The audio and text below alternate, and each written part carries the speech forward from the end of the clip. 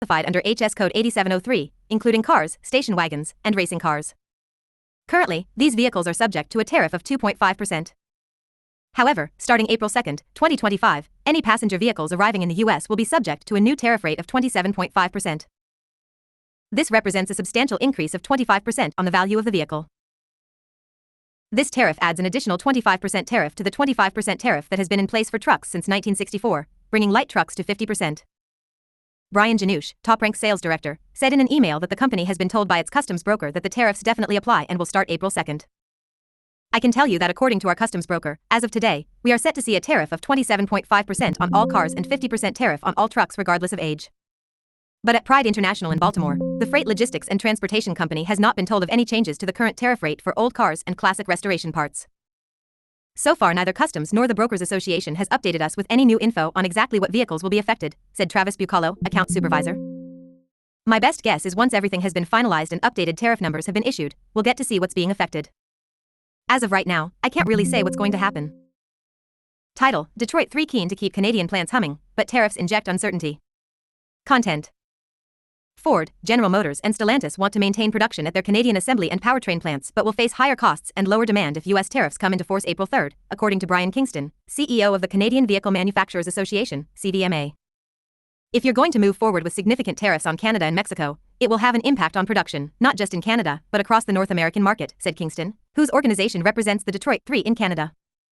He would not speculate on if or when output could stop in Canada if the U.S. auto tariffs are implemented. The objective of all three automakers is to maintain their footprints in Canada, keep production lines running and local staff on the job, Kingston said. That's going to be the focus. How do we find a way to ensure that USMCA-compliant vehicles continue to move across the border duty-free and keep this industry producing at high levels?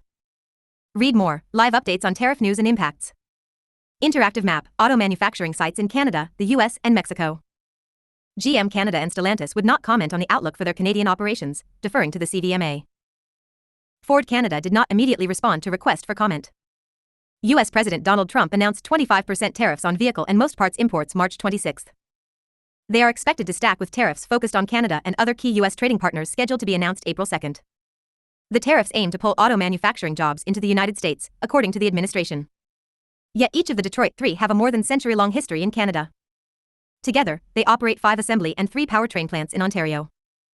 Stellantis builds Chrysler minivans and the Dodge Charger Daytona at its plant in Windsor, while its assembly site in Brampton is partway through a retooling project.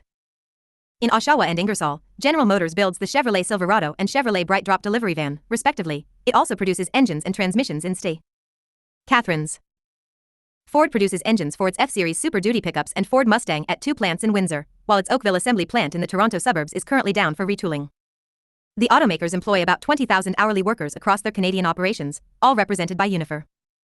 In meetings with the union, Unifor President Lana Payne said the 3 employers have said they remain committed to Canada. But with the situation in the United States still evolving and tariffs certain to cause fallout throughout the auto sector, the road ahead isn't easy, she said. It's fine to say something today, but what I would say is that there are many things that can change over the course of the coming days and weeks and months. Payne said the same applies to Canada's other auto assemblers, Honda and Toyota, which said March 27 that they had no plans to alter production, despite the implementation of U.S. tariffs. If one or more automakers do opt to pull up stakes and shift production out of Canada, Payne is confident they will be severely punished by both consumers and government. There is no doubt in my mind. I have never seen our country as unified in expressing solidarity in a way that I have seen right now. Unifor is pressing the Canadian government to throw up roadblocks such as import taxes for any company that lays off workers or moves production out of Canada, and then plans to sell vehicles back into the market, Payne said. The Detroit 3 could be particularly exposed to such action. With the exception of Stellantis, each sells more vehicles in Canada than it produces locally.